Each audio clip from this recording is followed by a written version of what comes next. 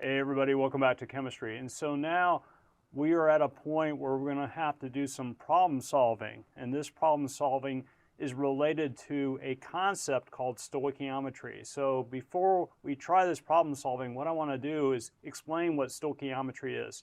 So if I can increase the slide. So stoichiometry is a fancy word to describe the quantitative relationship between reactants and products in a reaction.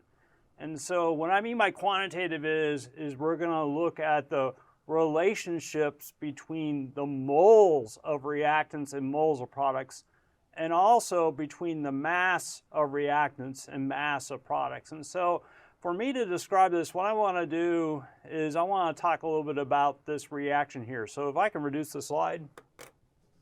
So here I'm going to talk about the stoichiometry of this particular reaction when you mix sodium metal with chlorine gas to produce sodium chloride. And so what you could do is write a basic equation with symbols for that. So here is sodium, and what we're going to do is we're going to add it to chlorine gas. Now, in its natural state at room temperature and pressure, it's not individual chlorine atoms by themselves, but rather you see chlorine molecules where two atoms are stuck together. So I'm going to have to write Cl2 like this.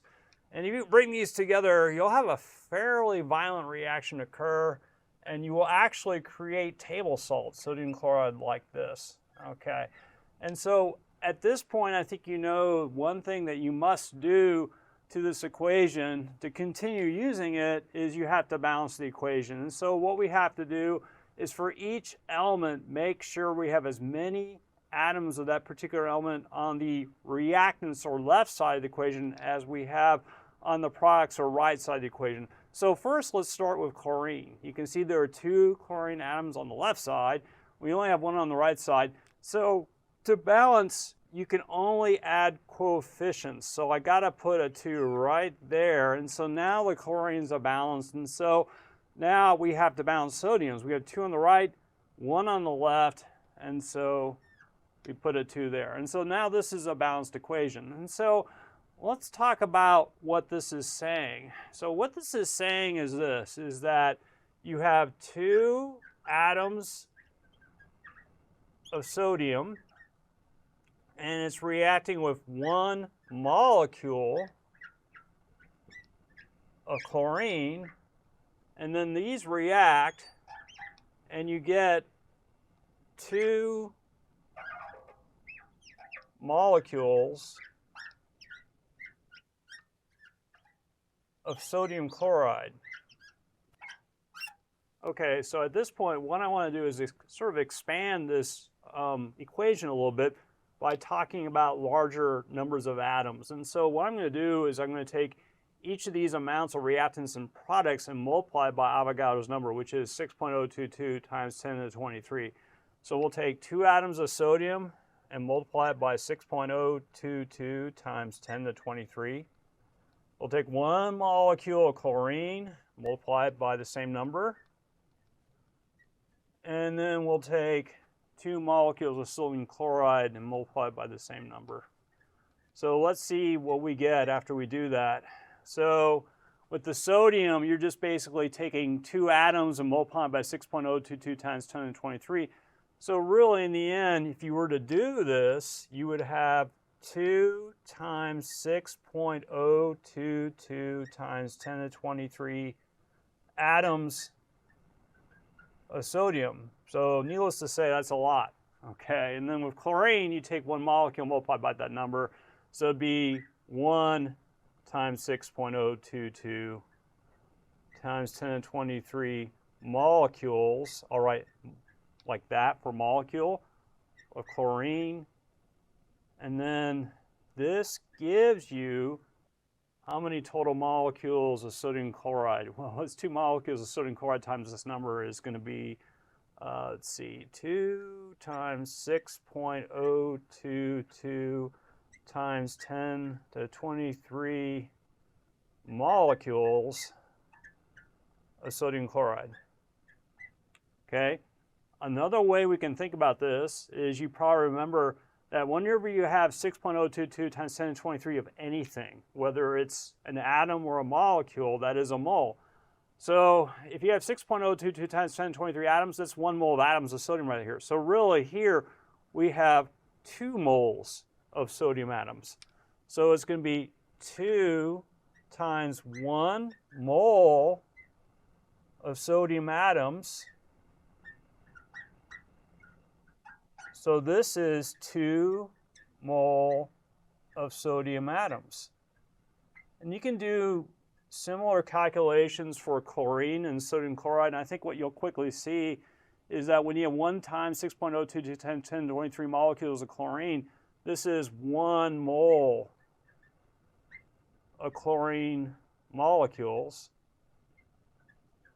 And then finally, you add those two together and you get 2 moles of sodium chloride molecules. So this makes a very important point, is you see this coefficient ratio here is basically 2 of sodium, 1 of chlorine to 2 of sodium chloride. Not only does that ratio apply to atoms and molecules, but it applies to moles. And so when you see the ratio here in this equation 2, 1, 2, it should immediately pop into your mind that what that's saying is that 2 moles of sodium will react with 1 mole of chlorine to give you 2 moles of sodium chloride. And so if you can understand that, that takes you very far into being able to solve correctly problems in stoichiometry. So let me give you another example here. So if I can increase the slide. So here's another example of a chemical reaction. And so here what we have, a molecule called propane. Its formula is C3H8. Propane will react with oxygen, which formula is O2, and it will burn. And when I say burn, it means it's reacting, and it'll produce as products carbon dioxide and water. But as you can see, this is not a balanced equation. And so what I have here is the balanced equation. So again, when I balance this equation, the goal is to make sure that for each and every element, there are many atoms of that element on the left side of the equation as on the right side of the equation. And so I'm hoping you understand at this point that this coefficient ratio, which includes really here, because you see no coefficient in front of C3H8, which is propane, it's really a 1 here. This coefficient ratio suggests that 1 mole of propane reacts with 5 moles of oxygen to give you 3 moles of carbon dioxide and 4 moles of water.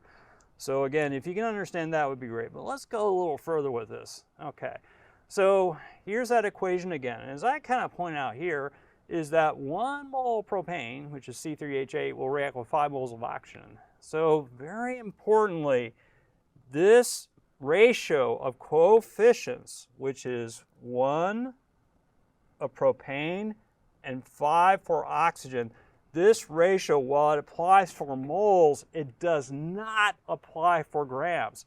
So you cannot say 1 gram of propane reacts with 5 grams of oxygen. So I put a big X right through there. So that's very important to understand. And we'll see some applications of that in just a second with some of these problems I'm going to do. Here is the first problem. Aluminum reacts with iodine to produce aluminum iodide, and there is a balanced chemical equation for that reaction.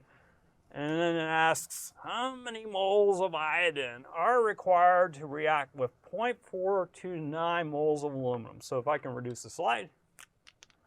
Okay, so let me go ahead and write the balanced equation on the board, and we'll try to solve the problem. So we have aluminum here reacting with iodine. So iodine here is another element where at room temperature and pressure you tend to see it's really molecules of 2 atoms stuck together. It will react and produce a compound called aluminum iodide. And so I had to balance this equation. To do that, you have to put a 2 in front of aluminum iodide, and you need to put a 3 in front of iodine, and that balances the iodines, and then finally put a 2 in front of the aluminum to balance that. So what we're trying to do is find the number of moles of iodine that are needed to react with 0.429 moles of aluminum. So let me write here 0.429 mole of aluminum. And let me just kind of point out what we're trying to find is the moles of iodine. So let me set this problem up below in a way we're sort of used to seeing because we're going to solve this problem by dimensional analysis. And so I have 0.429 mole of aluminum, put a times sign there, leave a bunch of space, is going to be equal to mole of iodine. So I think you can see we're given this number of moles of aluminum, we're trying to figure out the moles of iodine. So how do you do that? Okay, so what we do to solve the problem is we look at the balanced equation, and you can see that we have coefficients in front of these reactants. There's a 2 in front of aluminum and 3 in front of iodine. That tells you that for every 2 moles of aluminum that react, you get 3 moles of iodine. So one way I could write this is something like this. You could write, say, 2 mole of aluminum reacts with 3 mole of iodine. So I wrote it kind of as a sentence, but if you have this sentence, if you're sort of matching the quantity of iodine that reacts with the quantity of aluminum, this really is an equality. So we can write the following equality: 2 mole of aluminum is equal to 3 mole of iodine. Now from here, you might remember if you have an equality in dimensional analysis, you can create 2 fractions. And so one fraction I can create is having 2 mole of aluminum over 3 mole of iodine. And the other one would be reverse, 3 moles of iodine over 2 mole of aluminum. And so now I think you can sort of see how to solve the problem. And so what you have to do is pick the fraction so that aluminum here will cancel out with aluminum in the denominator of the fraction, leaving iodine in the numerator, which will not cancel out. And so you want this fraction here. So it's going to be times 3 mole of iodine over 2 mole aluminum. And so at this point, I think you can see that the moles of aluminum cancels out.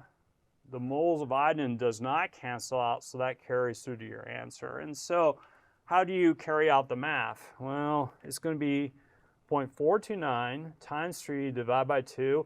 And so the answer you get is on the screen there. I see 0.644 moles of iodine. And so you might be wondering why it's 3 significant figures. And the reason is, when you're dealing with coefficients in a balanced equation, these are considered to be exact numbers. So you should assume they have an infinite number of significant figures.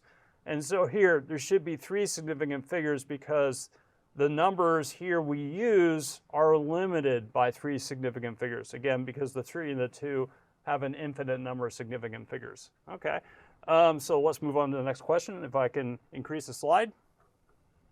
Okay, the question reads as follows. Sodium reacts with oxygen gas to produce sodium oxide, and we have a balanced equation there.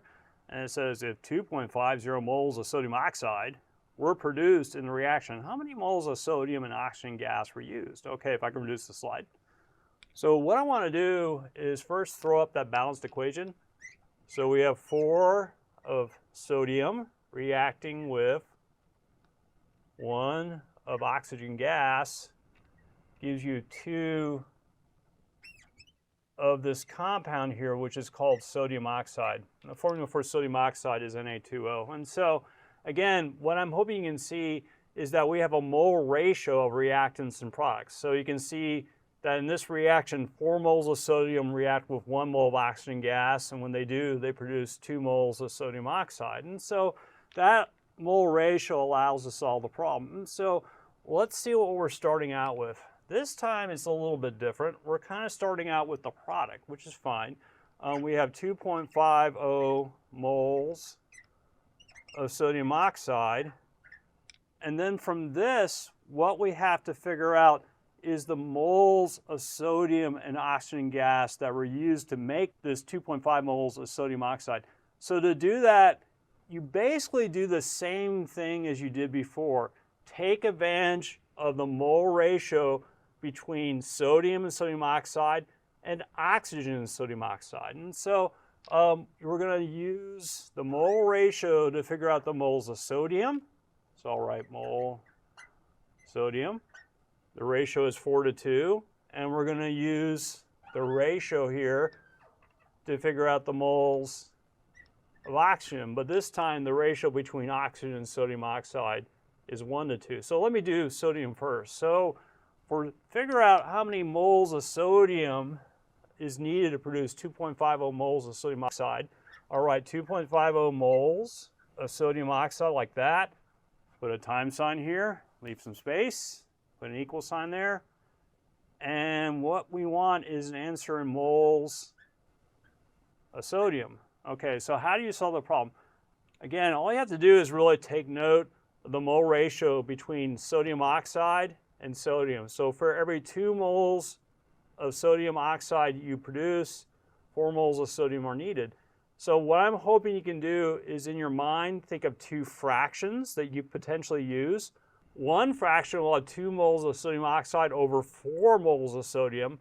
The other fraction is the opposite, 4 moles of sodium over 2 moles of sodium oxide. So which one would we want to use? Well, we want to use the one where sodium oxide moles would cancel, leaving an answer in moles of sodium. So what I want here is I want sodium oxide to cancel out. So I'll write 2 mole sodium oxide. I got that from here. And then in the numerator, it's a ratio of 4:2. I want 4 moles of sodium. And so you can see that the moles of sodium oxide cancels out.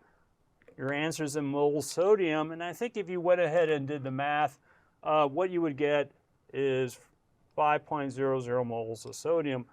And same deal, it's 3 significant figures because we're limited to 3 significant figures in this number here because in the mole ratio, these coefficients are exact numbers. Okay, so let's now figure out if you have 2.50 moles of sodium oxide, how many moles of oxygen are needed to make that? So it's a similar deal. So it's 2.50 moles of sodium oxide times, leave some space, and then this time we want moles of oxygen. And what I'm really hoping you can see is we refer to the mole ratio of oxygen to sodium oxide, and I'm hoping you would write something like this: 1 mole oxygen, because we have 1 mole of that, 2 moles of sodium oxide is in the denominator, and what you can see is that moles of sodium oxide cancel out. We're left with moles oxygen. If you do the math, I think you get 1.25 moles oxygen. Okay, so let's move on to the next problem, if we can increase the slide. Okay, this is problem 3. It says, what are the number of moles and the mass of chlorine gas, which is CO2, required to react with 10 grams of sodium metal to produce sodium chloride NaCl? The unbalanced equation for the reaction is, and they show you that. Okay, so if I can reduce the slide. So when you're doing problems with stoichiometry, an unbalanced equation won't do. You really have to balance it first before you start solving the problem. So let me take this unbalanced equation here, which is Na plus Cl2 gives you NaCl. And so the very first thing we need to do before we solve the problem is to balance it. And so what I see is there's 2 chlorines on the left, 1 on the right. I'll put a coefficient of 2 there. Now the chlorines are balanced. We have 2 sodiums on the right. Put 2 on the left there, and now we have a nice balanced equation. Okay, now we can solve the problem. Okay, this is a little trickier to solve, so let me explain to you the problem here. So notice that we're not starting with moles of sodium. Okay, we're starting with grams of sodium, and that's a big deal. So we're starting out with 10.0 grams of sodium. Now, in the end, we want to find from this 10 grams of sodium how many moles of chlorine is required to react with it. and also how many grams of chlorine that is needed to react with it. So this is a little bit more difficult to solve, but let's first focus in how might we get 10 grams of sodium and figure out how many grams of chlorine that are going to react with it. So again, we're trying to figure out grams of chlorine. So you might say, well, hey, we had this ratio of 2 to 1. Doesn't that say that for every 2 grams of sodium, 1 gram of chlorine will react with it? The answer is no, that is not correct. So really, what it says is that 2 moles of sodium react with 1 mole of chlorine. So what I'm basically saying is this: you cannot immediately use a 1 to 2 gram ratio of chlorine to sodium to solve this, okay? So what do? This is what you do. You take this 10 grams of sodium and you get the moles of sodium first. And so how do you do that? Well, you use the molar mass of sodium, and you can look that up in your periodic table. So let me indicate here mm for molar mass of sodium. Once you figure out the moles of sodium, then what you can do is figure out the moles of chlorine.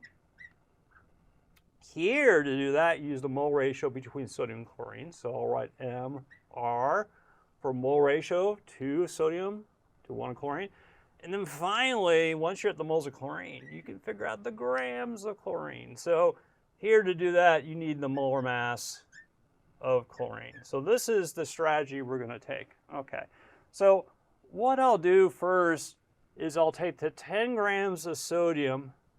First step is to use the molar mass of sodium to get that into moles of sodium. The second step, I'll use the mole ratio to get the moles of chlorine. That will give me one of my answers. And then the final step is to take the moles of chlorine, use the molar mass of chlorine to get that into grams of chlorine. So here we go. So we start out with 10 grams of sodium. So you have to figure out what the molar mass of sodium is. And so let me tell you how you do that. So here's sodium's little box in the periodic table. So I'll write Na like this. Its atomic number is 11. And if you look at the box, at the average atomic mass is 22.990. So I think you know at this point, this is the atomic mass units of the average sodium atom. But this number tells you something very important. It tells you the number of grams of sodium that are found in 1 mole of sodium. So when you see this number here, what that is telling you is if you have 1 mole of sodium atoms, which is a lot, 6.02 times 10 to the 23 atoms, that's going to have a mass of 22.990 grams of sodium. So this is great because then we can write some fractions here. We can write 1 mole of sodium over 22.990 grams of sodium. Or you can write 22.990 grams of sodium over 1 mole of sodium. So what we want to do is we want to choose this fraction here that will get grams of sodium to cancel, leave an answer in moles. So it looks like we want this one. So I'm going to have times 1 mole of sodium over 22.990 grams of sodium. And so where are we at now? We can see that the grams of sodium cancels out. And we're now, if you do the math, you would be in moles of sodium. So to give me a little bit more room, I'm going to erase this here. Okay, so we have just completed step 1. We have now taken grams of sodium and got this into moles of sodium. And so now let's do step 2, get this into moles of chlorine. And to do that, all you have to do is use the mole ratio here between sodium and chlorine. So I'm hoping you'll be able to do this, but if we want moles of chlorine, this is the fraction I might set up.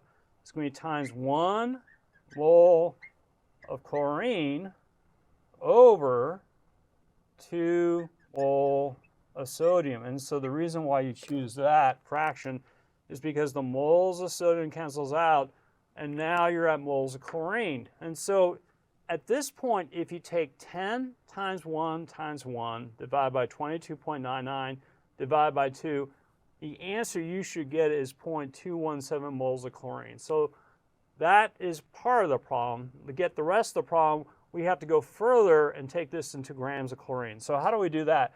So you might say, okay, well, we just look up in the periodic table what the mass of chlorine is. And so you can see there it's 35.45, but be careful. That is the mass in atomic mass units of one chlorine atom. But what we need is we need the mass of a chlorine molecule, which is 2 chlorine atoms. So what you really have to do is you have to take 35.45 and multiply it by 2. I get 70.90. So what that tells you is that 1 mole of chlorine, diatomic chlorine, is equal to, in mass, 70.90 grams of chlorine. Okay, so using this, you can set up a fraction to get this into grams of chlorine. What I'm hoping you can sort of figure out at this point, you multiply this by 70.90 grams of chlorine over 1 mole of chlorine. And so you can sort of see here that the moles of chlorine cancels out, and you're left with an answer in grams of chlorine. And so if you do this math, which is 10 times 1 times 1 times 70.90 divided by 22.99 divided by 2, the number you should get is that number I have on the slide here. And rounded to correct number of significant figures, it should be 15.4 grams of diatomic chlorine. Okay, so if I can increase the slide. So this is the final problem. Problem number 4 reads as follows. Mercury oxide decomposes into mercury and oxygen gas. What is the mass of oxygen gas formed by the decomposition of 1.252 grams of mercury oxide? The balanced equation is, and that's shown. Okay, so if I can reduce the slide. So let me write the equation. It is 2 moles of mercury oxide decomposes to form 2 moles of mercury plus 1 mole of oxygen gas. And so here we are starting out with a certain number of grams of mercury oxide. And so it is 1.252 grams of mercury oxide. And from this, we're trying to figure out how many grams of oxygen gas is produced. So I think you know at this point that we might at some point use the mole ratio between 2 mercury oxide and 1 of oxygen. But I think you can sort of see at this point that the first thing we need to do is we need to take the grams of mercury oxide and get that into moles of mercury oxide. And we use the molar mass of mercury oxide to do that. Then you can use the mole ratio to get moles of mercury oxide to moles of oxygen. So here, moles of mercury oxide to moles oxygen. So this is the mole ratio. And then the final step is to get this into grams oxygen. And so you need the molar mass of oxygen for that. So let's go ahead and work this out. So we have 1.252 grams of mercury oxide. Okay, so here what we want to do is take 1.252 grams of mercury oxide and get that into moles of mercury oxide. And so what you need is to get the molar mass of mercury oxide. And so what you'll have to do is go to the periodic table and add the average atomic mass of mercury, which is 200.59 atomic mass units, plus the average atomic mass of oxygen, which is 15.999 atomic mass units. So you add them together, and the number I got earlier was 216.589. That's the number you get when you add mercury's mass to oxygen's mass. And so I'll write mercury oxide here. But this number is the number of grams of mercury oxide in 1 mole of mercury oxide. And so that allows you to figure out a fraction here that you can put in this train of fractions to get grams of mercury oxide to cancel to get an answer in moles. So I'm going to write times 1 mole mercury oxide over 216.589 9 grams of mercury oxide. Okay, so let's see where we're at this point. You can see that the grams of mercury oxide cancels out. Now we're at moles of mercury oxide. We take moles of mercury oxide to moles of oxygen using the mole ratio. It's 2 moles of mercury oxide and 1 mole of oxygen. So I write times 1 mole of oxygen over 2 mole mercury oxide. And so now you can see we're at moles oxygen. And so the final step is you have to convert moles oxygen to grams oxygen. And so be careful, because the mass you might look up in the periodic table for oxygen is the mass of a single atom of oxygen. And really what you need is the mass of 2 oxygen atoms. And so you can work that out, but what I think you'll find is that 2 oxygen atoms have an average atomic mass of 31.998 atomic mass units. That means that there'll be 31.998 grams of oxygen gas and 1 mole of oxygen gas. So I'm going to write here times 31.998 grams of oxygen over 1 mole of oxygen. And so what you can see is that the moles of oxygen cancels out. And then finally, we're left with an answer in grams of oxygen. And so if you work that out, I get that number there, 9.248 times 10 to the negative 2 grams of oxygen. And that should be rounded to the correct number of significant figures. Okay, thank you for listening to that presentation. We'll see you next time.